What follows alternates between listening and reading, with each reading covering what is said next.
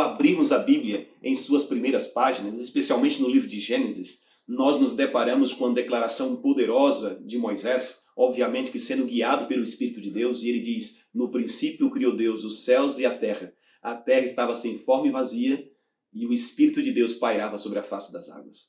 Ou seja, ao lermos as primeiras páginas do livro de Gênesis, o autor nos apresenta Deus como sendo a razão da existência de todas as coisas. Mas esse Deus que cria, esse Deus que faz aparecer as coisas do nada, é um Deus que cria, mas ele também avalia. E isso você pode perceber no refrão que aparece no livro de Gênesis capítulo 1, a partir do verso 4. Se você ler o verso 4, você vai perceber que ele vai dizer assim: e viu Deus que a luz era boa. E assim você pode acompanhar no verso 10, depois no verso 12, depois no verso 18, depois no verso 22, depois você vai encontrar a mesma expressão no verso 25 e por fim no verso 31, quando ele vai dizer: e viu Deus tudo quanto fizera, eis que era muito bom.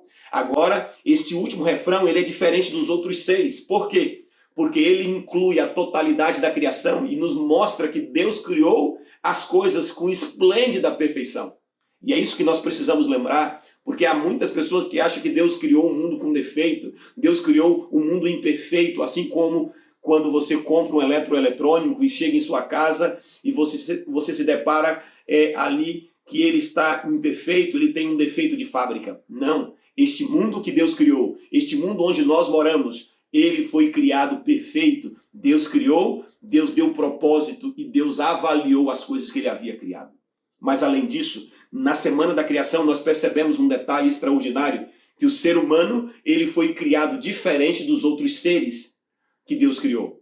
Perceba que quando você vai olhando ali as declarações de Deus, Deus vai falando e as coisas vão aparecendo.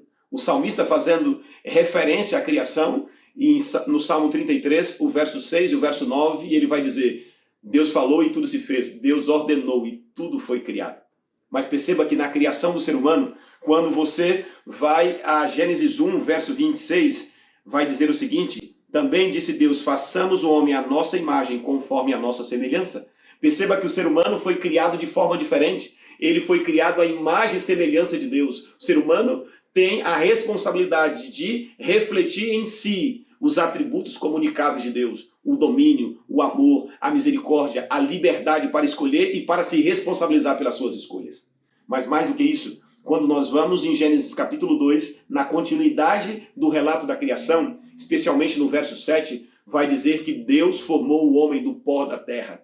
Então Deus colocou a mão na massa, Deus colocou as suas mãos no pó e modelou o ser humano. Isso nos mostra que, ao criar o ser humano, diferentemente dos outros seres que foram criados, Deus criou com uma proximidade extraordinária. Deus criou já demonstrando o seu carinho e a diferenciação entre o homem e os animais que foram criados.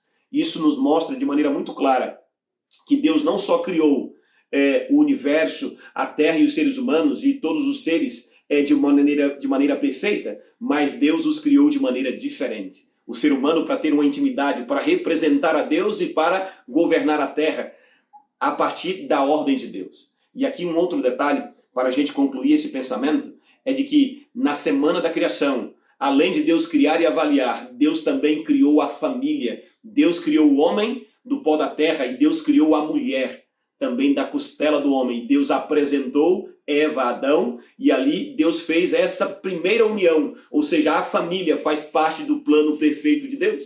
Talvez você ao longo da sua vida olha para várias famílias e você não se sente motivado a formar a sua família porque você vê tantas tragédias, tantas dificuldades. A família foi criada perfeita e dentro do plano de Deus ela é uma bênção.